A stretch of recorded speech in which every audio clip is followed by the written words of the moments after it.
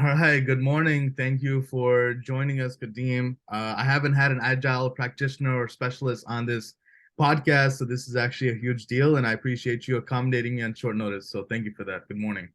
Oh, absolutely, absolutely. My pleasure. So let me ask you something, Vadim.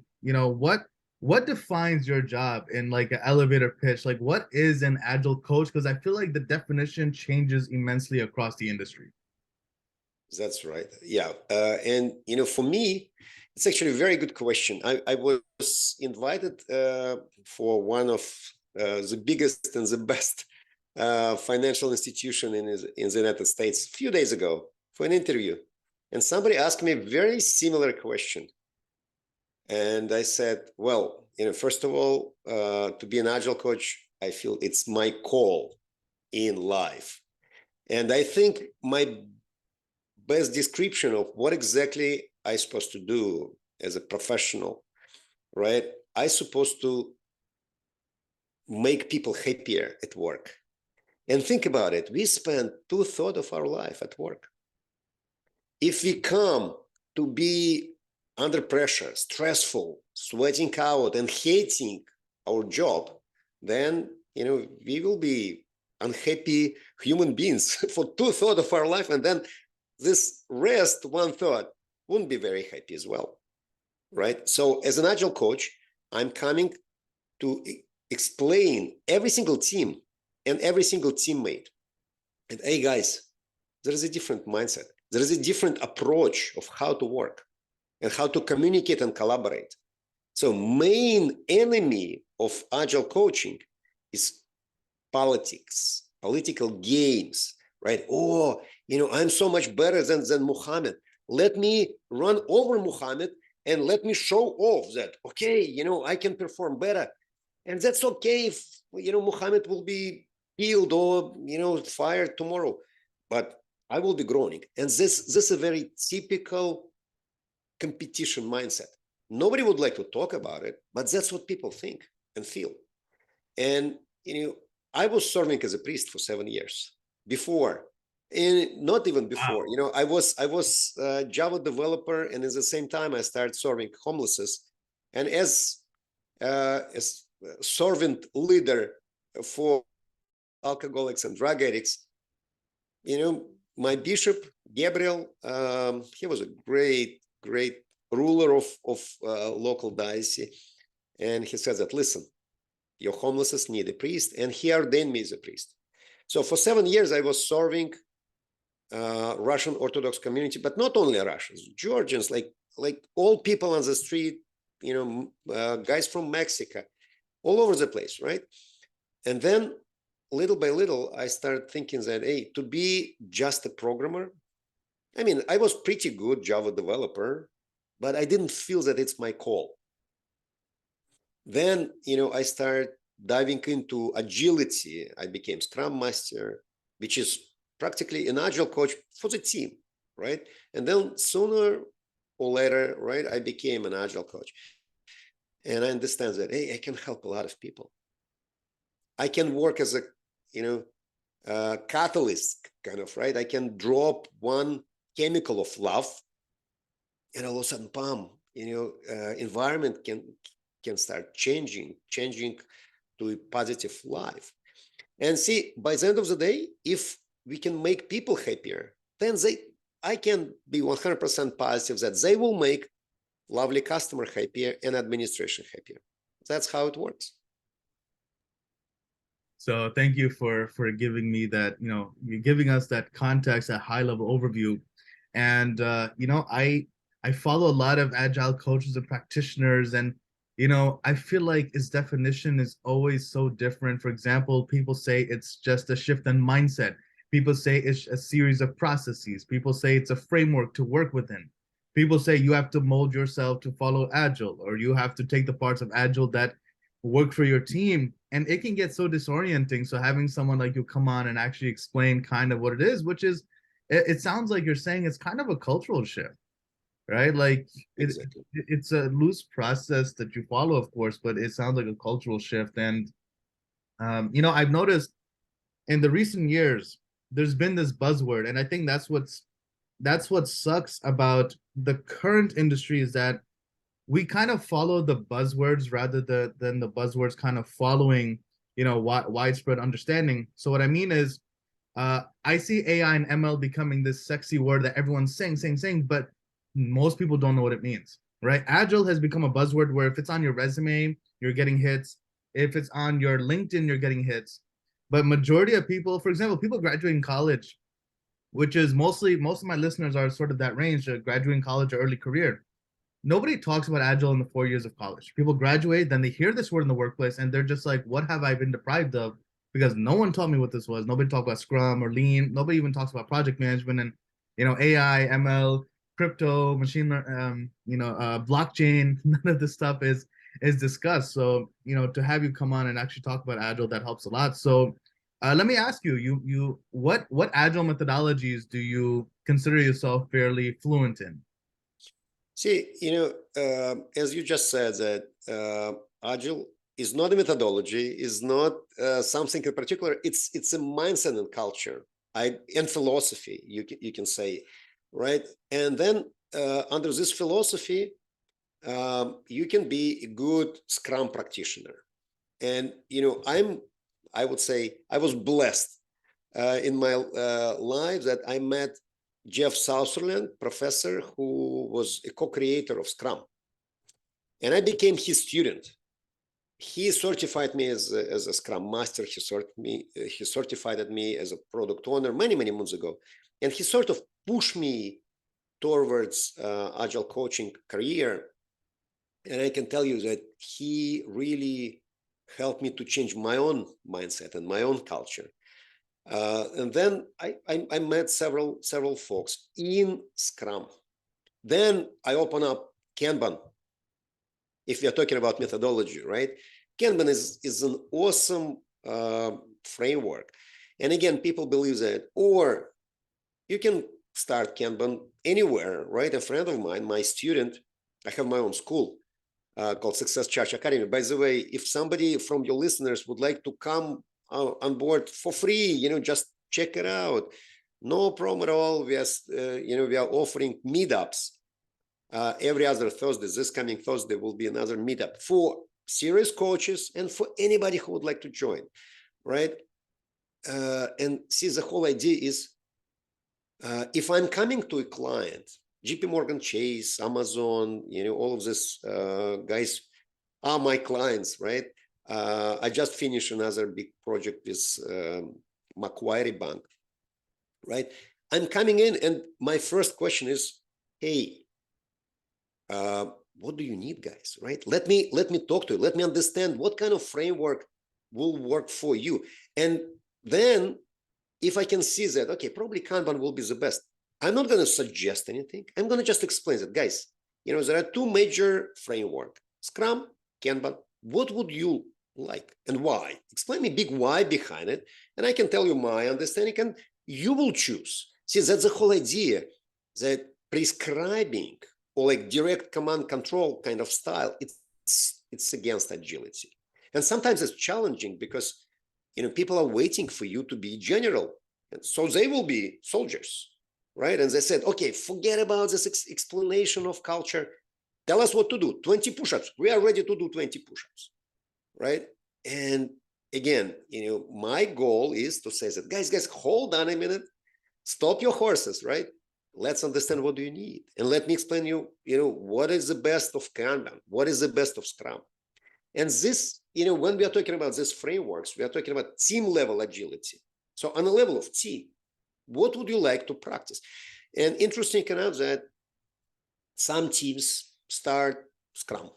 Why? They don't know. It's just, as you said, buzzword. Somebody from upper management said, tomorrow we are going to be Agile. Turn on this key, right?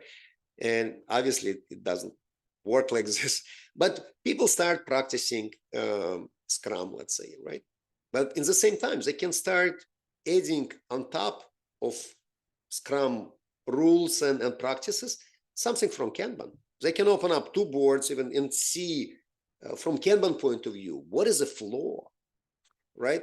And in the same time, Kanban practitioners can say that, hey, we would like to do all like major ceremonies of Scrum?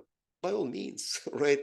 You can, I mean, Kanban with all of this loose ideology that you can start it without any roles. You can use something like this as a board. Forget about Jira or all of these tools. That's right. You don't need any roles in Kanban. But in the same time, it's wonderful if there is somebody who is like Scrum Master or Kanban Master, right? If there is somebody who is voice of the customer, you can call this person any way you want, but you can call him or her product owner, right? And then you can say that, hey, daily Kanban, it's awesome, wonderful, let's do it. And little by little, you will be practicing a lot of sessions and principles, which is very similar to Scrum, right? So major difference, if you will ask me, what is the difference between Scrum and Kanban? I will say that Scrum is all about stop and go, run for a short period of time, let's say for a week, and then check it out how it goes, and then run again. And Kanban is never stop, right? It's flow is the king. That's like a slogan for Kanban, right? That's what we are talking. I mean, that's the picture when we are talking about team level agility. But then you go to big enterprise, JP Morgan Chase, Bank of America, and they said, okay, wonderful. People on the floor can be super agile. But all of these 100 layers to the CEO of the company, it adds up. Yeah, they're very waterfall. So what should you do? And now we are talking about scaled agile. It's totally different game, right? So in a couple of words, that's what it is. For team level agility, I love Kanban and Scrum. For scaled agile, I'm a big fan of, hey, we need to choose from different methodology and create something for this particular environment. That's it. And I like that you said that. You said two things that I really agree with. One is, and I'm a consultant 10 plus years. Just in case I haven't said that enough, I say that in every podcast talk about consulting. You talked about not applying a solution to your client, but educating your client on the options, right? So that's what I believe is when you educate your customer, you empower them. When you empower them, you make them more effective. And I also don't ever want a customer to come to me later on and say, you said this was the best thing, but now we've tried something else on someone else's recommendations. And I don't like that headache. So I educate them on the options and I make them, drive it. Because when you make the decision, you're responsible for the decision, then you feel good about it. So when the client makes the decision, they feel good about it. They're like, you know what, we chose this. And later on, they won't say, you know what, Mohammad recommended it, but I forget why. They'll say, no, I remember I made the decision and he explained to me all this. And that's why I felt, this way. So that's one thing that I liked that you said. And then the second one has to do with, when it comes to individual contributors, they can sometimes be, converted or fall agile. But then when you go up the ladder, you do see things turning into waterfall. Because I've seen in enterprises, there's always this agile transformation pushed by management just because they see the competitors are doing it. But oftentimes I've seen that as you move up, that sort of becomes, they sort of become the bottleneck more than the teams. Exactly. So, and let me ask you something. Have you ever had a use case or a client, and obviously you can keep them anonymous, but have you ever had an agile transformation that failed, or there was too many impediments or obstacles that just couldn't be mitigated, or they finished it, but it was more like a hybrid, or it was just waterfall renamed as agile? Because I have seen that. I've seen this, fake agile transformations where people just get frustrated and they call it a day. Yeah, unfortunately, that's happened a lot in our industry. And see, there is a big pushback.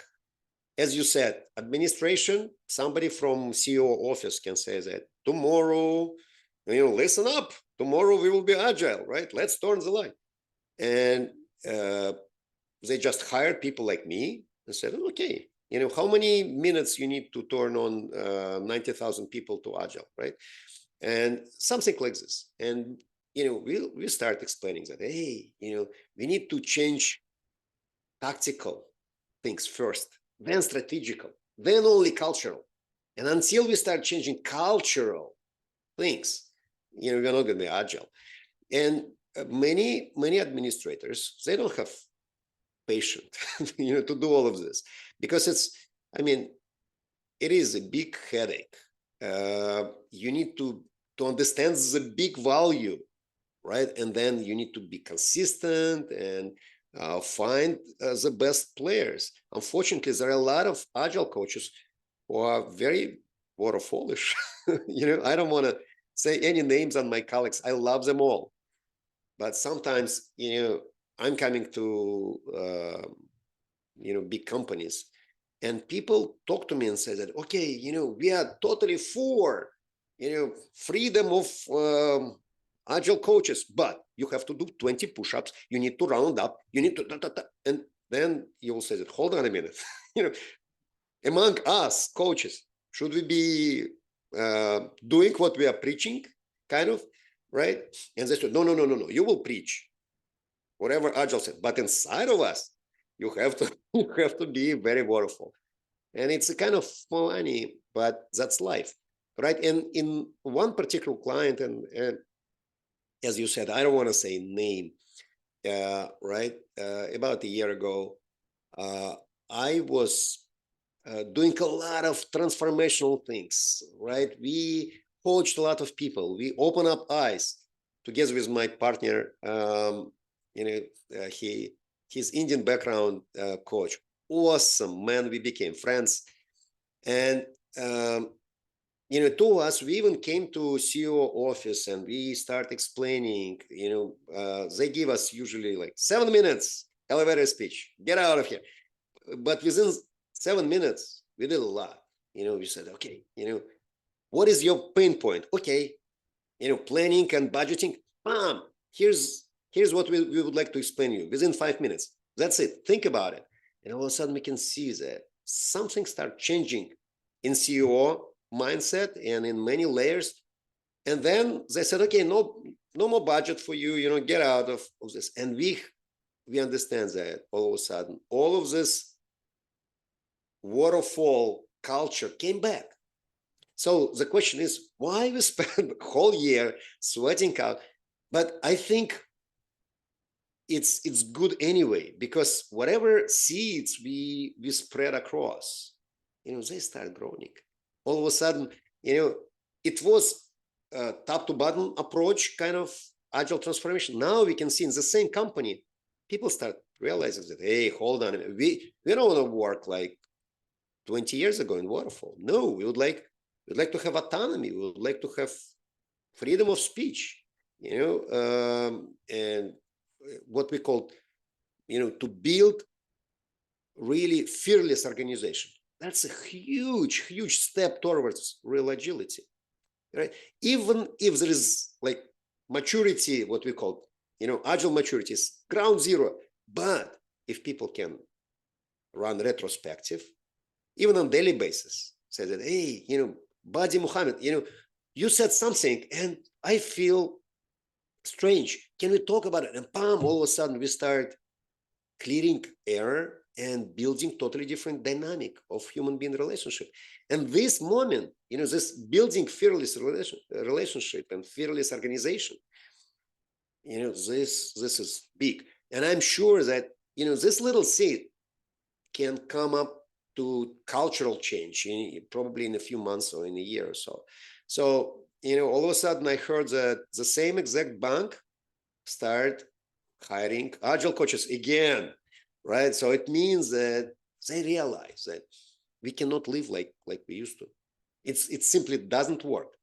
I'm a good example of this. My aha moment in my life was when I was a director of little division in New York Mercantile Exchange after September 11. And motivation of my folks was ground zero. I was trying to do everything possible and impossible. And they were very depressed. They said, why we should deliver something if tomorrow we are going to die, it's going to be another attack or whatever is, this kind of mindset. And I did, I was looking for some kind of solution. How can I, steer them up? Good guys, super talented, experienced developers. and they don't want to work, right? So what I did, elementary thing, I found 2 articles. Only 2 articles was enough to turn myself upside down, and then the whole dynamic of my division. So I realized that, hey, they don't know the purpose of work. I'm paying them well, but they don't care. They can find another job somewhere, right? I need to give them purpose. So in order, and also I need to explain them what exactly they need to do, right? Two birds with one stone. I just came to trading floor. I found a young trader and I said, listen, let's make a deal. I will give you a free lunch if you will show up in my development floor. So he said, okay, good. I would like to learn what exactly you guys are doing. So he started coming every day for 15, 20 minutes. And he took a look at what exactly we are doing. He said, who needs this? Yeah, this is some kind of reports. Forget about it. Throw it away. I need that. And he started explaining his life. And all of a sudden, my developer said, what? We need to help this guy. That's a purpose, right? And, I gave them something else. They were looking for some kind of learning expertise about, back in 2001, it was JSP time, right? First, model view controller things, right? If you remember those days, it was a long, long time ago. And I found a couple of real experts and I brought them in. And all of a sudden, mastering purpose and master. And they, my guys all of a sudden waked up and start flying to the sky. I didn't recognize my team. I was coming in. All of a sudden, they exchange jokes. They have fun. And obviously, I delivered faster than, I was planning to deliver and much better product. And from this moment on, I said, forget about waterfall. No. That's what I'm going to be doing for the rest of my life. I need to understand human being psychology, like my folks, and psychology of my lovely customer. And that's all. And that's how, I started looking, I found Dr. Jeff Sutherland, and that's it. Right? This is the story of my love, how I fall in love with agility.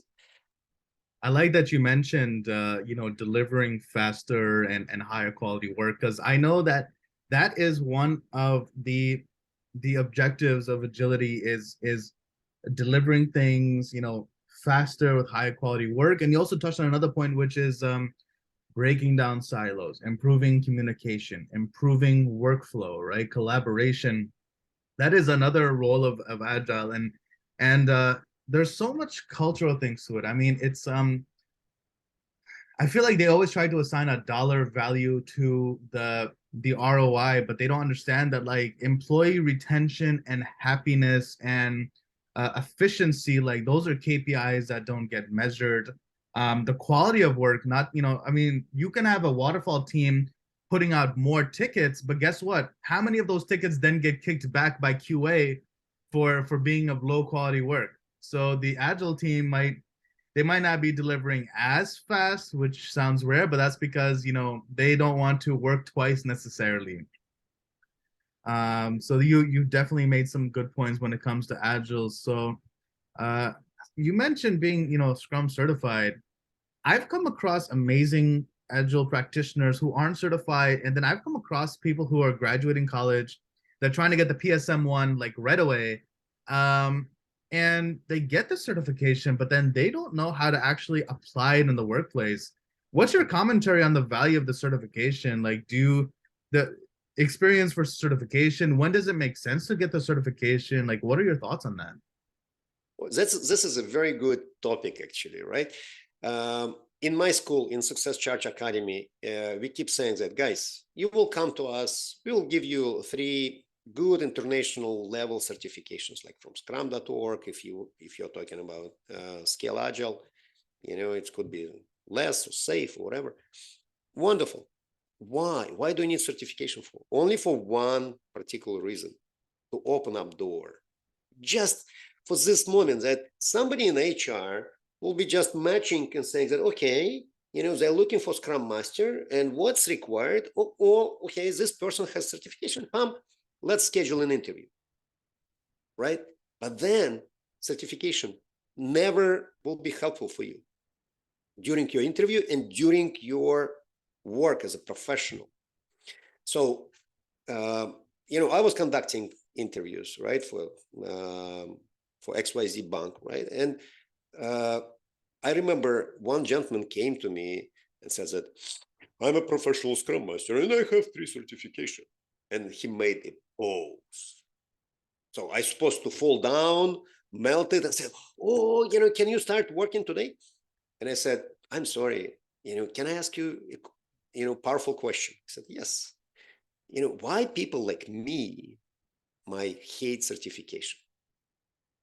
And it was a killer question for him. He was, "What do you mean? I was sweating out. I was he was a very kind of very waterfall dash military mindset person. And I said, "Listen, let's talk about what value can you bring." And by the end of conversation, we realized that 0 value. He can bring 3 certifications instead of value. And who needs this, right? So, dear listeners of this podcast, think about it, right? Certifications are good only for your own records and for opening up doors for your future employer, right? But nothing else. So, as a coach, I keep getting more and more certifications. I stopped counting them. I just in my LinkedIn profile, I just mentioned few major ones, right? But that's about it. I think people who communicate with me, they need to realize that, hey, this guy keep adding something. It means I don't want to stop learning. It's another very serious mindset shift. I'm talking to my lovely Java programmers, React programmers, and they said, okay, we finally learned this, and now we can rest for like 5 years, probably. We can just work and enjoy our life. And I said, guys, I'm sorry. Forget about this rest out of learning. No, I have my lovely joke that when my body will be moved to a funeral home, I will try to get out of the casket and say that, can I learn how exactly this funeral home works? Can I apply agility to this, to work of this funeral home? I would like to keep learning, until my last second in my life, right? So I found another awesome school for me, for Agile coach of this level, right?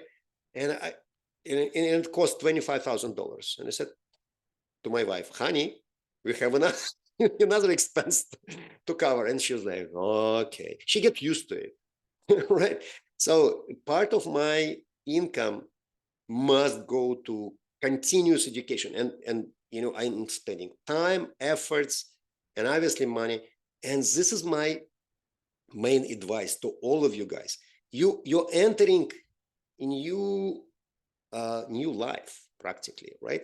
Regardless who you are, you're a developer, you're a Unix administrator, or even QA practitioner, right? Please do not stop learning. The moment you stop learning, that's it. You will be falling back, and competitors will run forward. And all of a sudden, in a few months, not even years, months, you found yourself left behind. You don't want it. You don't want this in your life, right? So life is changing so quickly that tomorrow, we don't want to we don't want to even understand what will happen tomorrow. But we know one thing, that if we will keep learning, we'll be on the top of the wave, right? If we stop, nobody would need us as a professionals, as a specialist. I'm a firm believer of this. My father is so my father's a cardiologist, and he'll tell me, Mohammed, like I'm trying to remember exactly, but basically what he said was like, I learned the human body 40, 50, however many years ago. It's the same human body today. We don't have new arms or legs, But for you, I feel bad that technology keeps changing. Like I feel like every year you're going to some conference, you're reading some book, you have to. So that's the important thing, is that like we are not in that field where it's the same topic. We are in technology and business and everything and marketing. Like there's, everything's constantly changing, and like you said, it's important to keep abreast of new methodologies, ways of working, and just continuous development. It's not that you just get some certification and then it says you're done. You know Scrum. You're finished. All of the knowledge is here. You're complete. It's a process. It's a process. It's a continuous process. And my 2 cents on certifications is, I've been trained on the PMP multiple times. I've been trained on Scrum a couple of times for the product owner, the Scrum master, and the developer. But that's just because as an executive at the sponsor level, I wanted to have some topical understanding of what Scrum is and its business value to enterprises. I even follow a little bit of SAFe as well as LESS, large enterprise skill Scrum. So when you mentioned LESS, I was like, that's another word I know. I could never be a Scrum master because I don't know enough. Same goes for project management. I might have been trained, but I never took the exam. I never, I don't know enough. But uh, even at the executive level, I recognize the value in knowing enough that you can follow the conversations, you can understand what is the end result, which for me, in my understanding, has always been there's got to be a cultural shift at the high level. And then at the individual level, like there has to be breaking down of silos, open communication, collaboration. Like it's really just a wonderful synergy. And I always like seeing enterprises after agile transformation versus before. Like it's always, night and day. So, my next question would have to be, I see some companies, they say stuff like Scrum Master / project manager. And that upsets me because I understand that project management and Scrum is separate, but I see them trying to combine these titles, or they say Scrum Master / business analyst. What are your thoughts on them trying to combine these titles? Yeah, I think it just means that somebody who creates this title is still in the process, and it's not bad. It's just it means that, hey, this person is the beginning of the journey. That's okay. We need to come and we need to meet our clients where they are, right, and then try to upscale them. So I think it's very important to understand that there is a totally different mindset for classical project manager. Delivery, velocity. We need fast. And sometimes this fast means, like, as you mentioned before, like very poor quality. Why running fast to the wrong direction? I remember myself once, I was so concentrating and thinking about some problem, and I was running very, very quickly in New York subway. And then I realized that I'm running the wrong direction and I'm getting late to a train. And then I said that this is exactly what velocity without quality, right, means, right? We need to understand, okay, what is exactly the goal? And with good quality, go, and you will improve your velocity, definitely, right? But it shouldn't be self goal, like for many companies, right? And as you just said that this like mixed titles. What does it mean? It means that culture in this particular area of the company is still very, very waterfallish, and it's okay. Many coaches asking me that, hey, if somebody will say that, come and be the Scrum Master, would you take this job if you're looking for a job of Scrum Master? I said yes, but I knew in the beginning, anyway, like before I'm accepting the offer, that it's going to be challenging, because I will deal with this like wrong mindset, and I need to be a coach. I need to explain the value of switching from pure like managerial style, direct command style, to a freedom of agile. But this freedom has boundaries. If somebody will say that, or to be in agile, you need to be in like anarchy, right? No rules. We can do whatever. We can go and practice jiu-jitsu and dancing instead of like delivering, right? And this is a very wrong way of thinking. Agility is about how to be free within boundaries, right? You need to create these boundaries for yourself and for your team and say that, okay, first of all, why? The second, what? And then only how, right? And if you answer why we are doing this, you need to put your lovely customer in the middle. Interesting enough that we used to say in other buzzwords, customer-centric, customer-centric. All of a sudden, about like 7 years ago, Amazon was the first company who said that we would like to be customer obsessed. And bam, bingo, they became the most successful e-commerce company in the world, right? Now, even big banks saying, customer obsession. Probably we need to do the same. And this is super important, right? Any single programmer, any single little team, right, need to understand who is the customer. I'm talking to product support team of XYZ bank and said, oh, we don't have any customer. We're just serving database XYZ, we're serving platform XYZ. I said, this is your customer. Customer can be a platform, a process, doesn't need to be a human being, but you need to serve this customer, right? In order to be a good Agile practitioner and a good professional, right? And that's it. So I think it's very, very important to understand this question. And again, I remember I came to big financial institutions. They asked me to participate on the first big demo, and they said, "Okay, who has questions?" And keep quiet. It's very like unsafe environment. You can feel it. And I said, "I'm sorry, I have one question." I said, "Okay, this is your second day in our company. What kind of question you have?" I said, "I have one simple question. Why?" All of a sudden, silence. "Hey, coach, what do you mean?" I said, "Okay, you demonstrated me something. Why? Why do you need to spend company's money, your time, effort to deliver this? Can you explain it to me?"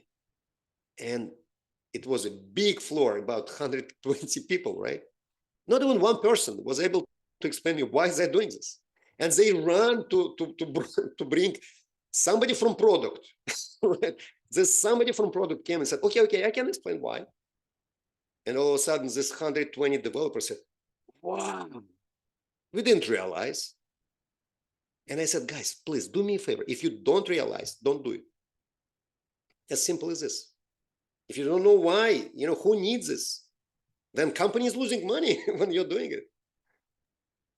So we have less than a minute yet, so I'll jump onto the next call, but I definitely want to pick up here because the why, I'll tell you, as someone who's asked that same question, I have a lot of thoughts on it. So I'll see you in like 1 minute, Vadim. Okay, awesome. Thank you. Excellent.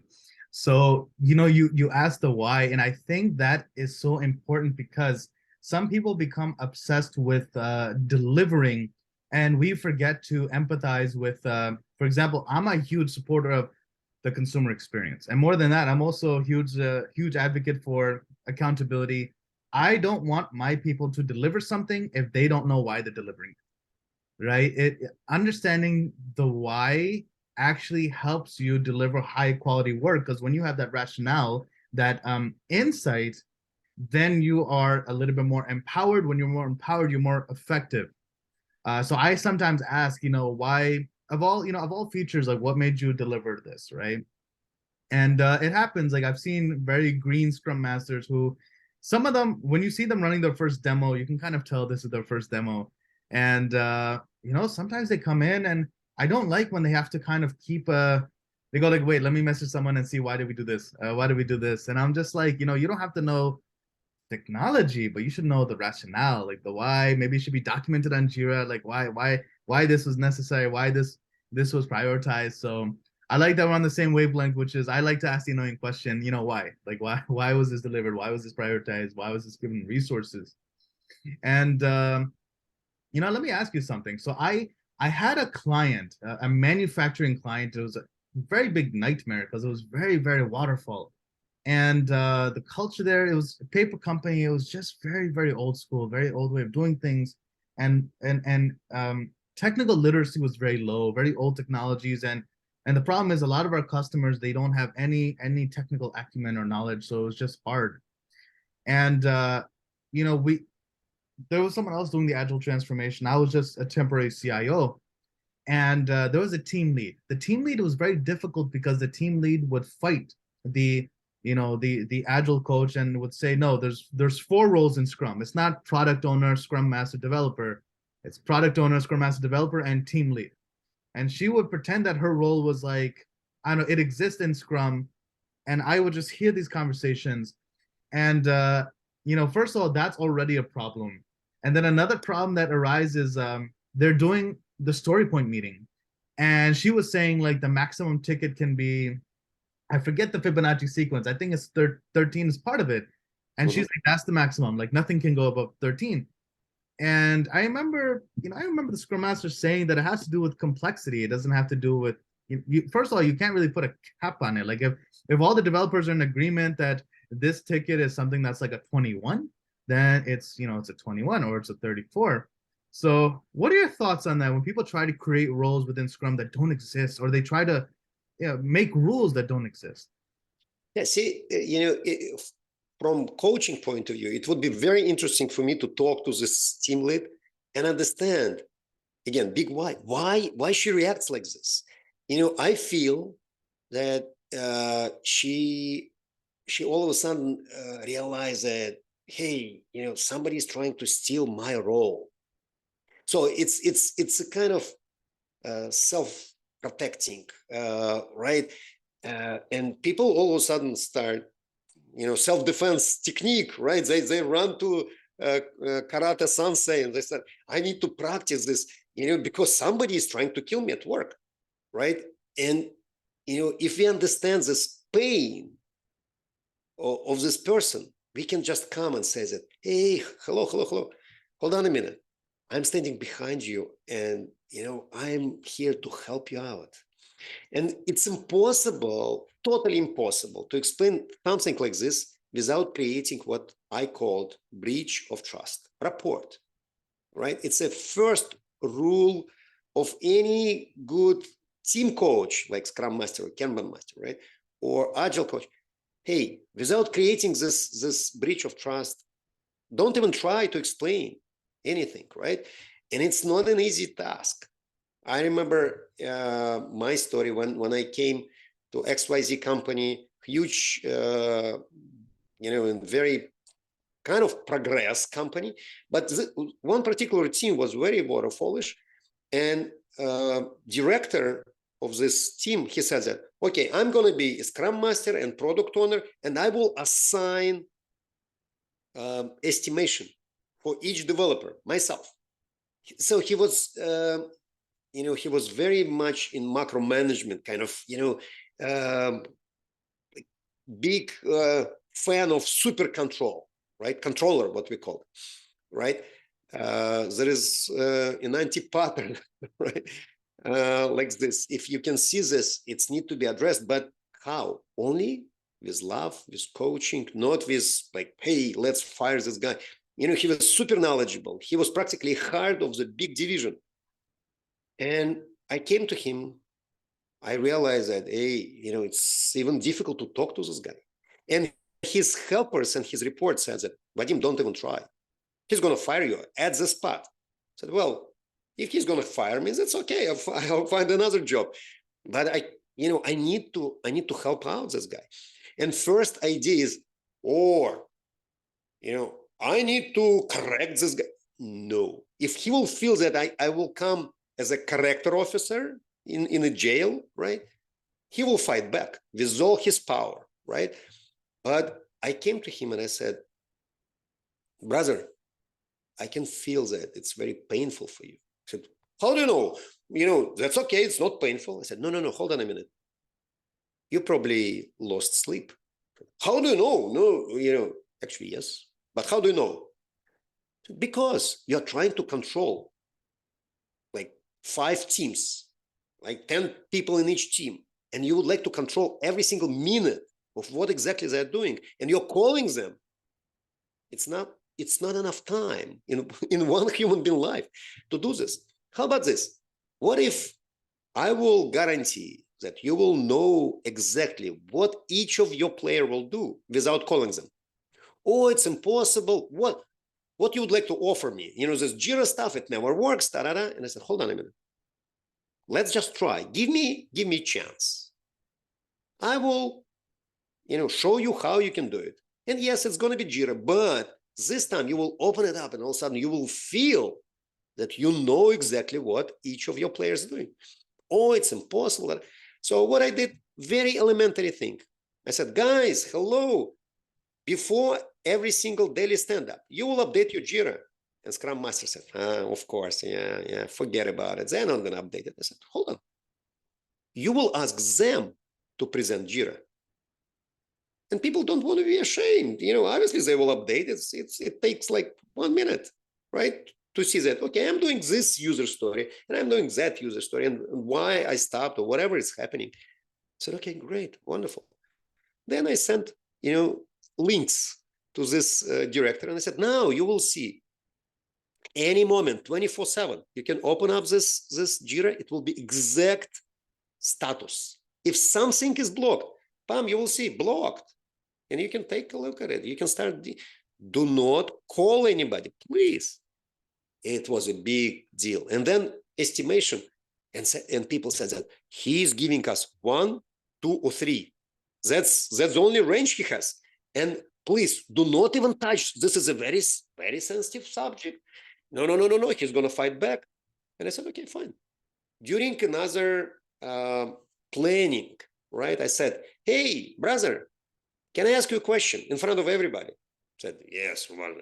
This system 1, 2, 3, is it written on stone?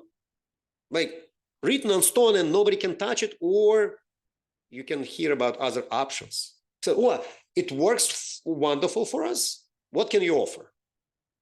And by the way, I don't want to spend additional minute of my valuable developer's time for some stupid estimation technique. I said, okay, can you give me 5 minutes? 5 minutes only. So 5 minutes, that's okay. That's perfectly fine. I said, guys, hello, I got a great idea. Let's pull out phones. Let's download, poker. Our planning poker or Scrum poker. There are millions of different applications. And let's play this game. We promised in 5 minutes, we will estimate all user stories. And all of a sudden I can see that this director pull out his phone and he participated in this game. And he starts smiling and people laughed and pam, in 5 minutes, sprint is re-estimated, but now it's real. I said, hey, brother, whatever you gave them, did it work really, between me and you? Not really, but I was thinking that it works because this is my push for them. This push doesn't work. Come on now. Now they re-estimated. You can ask them to be accountable for this.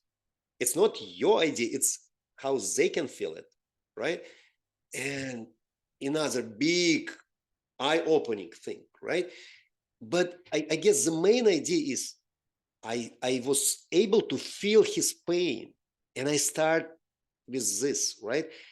If I will come and I'll say, it doesn't work, criticism is another, what we called, horseman of apocalypse, something that destroyed human being relationship immediately, right? You need to understand how to love your people, right? This empathy, which goes even behind normal kind of professional thing, right? You need to feel how you can help this person in front of you. What is his or her problems in life, right? And you need to start being a life coach and then agile coach. This is my style, and thank God I had and I still have several wonderful coaches, professor levels, whom I'm learning. I keep learning. Yeah, learning is definitely a lifetime pursuit, and empathy is a huge tool. You definitely need it, and educating and having those conversations with your clients, with the customers, because I've seen the Scrum Master developer, the Scrum Master product owner. Like I've seen all these combinations where people try to wear multiple hats, and it happens. I've seen limiting of the story points, and By the way, you mentioned planning poker. I actually enjoy watching, shadowing occasional meetings, and I'll see them doing it. And it's funny because sometimes you'll see a 21, and then sometimes you see an 8, and then the Scrum Master is like, "Okay, guys, let's try to find some middle ground here." But it's honestly, there's just so much that can be said about Agile. But at the end of the day, I mean, it's connection, making people's lives easier, and using empathy and using good communication techniques, and all of these things go into agility. Like it's not, I feel like it's one of those things that's hard to define, but at the end of the day, we all understand the value, like our target state where we're trying to end up, and how agility and this agility mindset can get us there. So, thank you for coming on today, Vadim, and talking to us about Agile and about the field, because I'm really hoping some people will get this exposure, even just hearing about it, rather than the first time they hear about it is in the workplace. You should hear about it before you enter a job that uses Agile, so you have some idea of what it is. So I know we only have a few minutes left. I would love for you to maybe give a pitch about your success academy, and what you do, its value, and I'll drop a link in the bio so that people can learn more about you, your LinkedIn, and then also about your Agile course. Well, absolutely. Thank you. Thank you for giving me this chance. And as I said, we are offering a lot of what I said, eye-opening experience, kind of, right? Something that you can come and just take with you. This coming Thursday, we will run free meetup, right? That's a place where you can invite friends. Sometimes people totally anti-agile comes and start wrestling in a good way, right? With agile coaches. I'm inviting very senior experts in the industry, right, across the globe. Last time, 2 weeks ago, we had one fellow from Singapore, people from Canada, from like all over, from Europe, right? And it's amazing. We have different experience, but by the end of the day, we all talk about the same: how to help people to be better human beings, to learn how to collaborate. See, there are 3 different levels of real collaboration, right? We start with hello, how are you? Like regular conversation. Then we jump to cooperation. We have a kind of contract. Mohammed is my boss. I'm his soldier, kind of. This is the verbal contract. Mohammed will tell me what to do. I will do 20 push-ups. I will run, da-da-da. It's much better than regular conversation. How are you, right? But it's far away from being in collaboration. That's what we are teaching in our Success Charge Academy: how to learn, how to collaborate with people. And different people comes to us with different ideas. Hey, I'm a professional developer. Can I know something about agility and how to collaborate? Please. And by the, within 10 weeks, we have 10-week program. We are usually preparing people for 3 international certifications, right? But it's probably 10% of what we do. But 90% of this is a mindset shift and giving you such a good tools which you can implement in your life. And by the way, conflict management, I just mentioned horsemen of apocalypse is one of the elements, right? And real coaching. My clients come back to me and saying, oh, I was always in the middle of divorce, and all of a sudden we have a happy family because of you. I said, no, it's not because of me. It's because you yourself start shifting your mindset towards real humanity and real love. If we will get this one drop of love inside of our soul, and we can share this, all of a sudden the whole universe start changing, towards different level, right? I'm a firm believer that if you're a professor of agility and don't have love, your value is zero, zero on this face of earth. But if you don't have any certification, you don't know a lot, but you just, you can love mankind around you, right? That makes huge difference. And it's something that you can start learning and absorbing, right? Some people get born with this love, right? And it's very easy for them. But for majority of human race, it's something to learn, because life is usually very, how would I say, anti-human, right? Human life is anti-human. People grow up in families and being beaten up, and can see a lot of stress, a lot of hatred, and then they believe that that's how they need to live. That's how they need to operate and kill people around me and be better, right? But it doesn't work by the end of the day. And I'm very happy with the fact that people start realizing that, right? So there is no space in a modern society, not just among programmers, but in any good professional environment.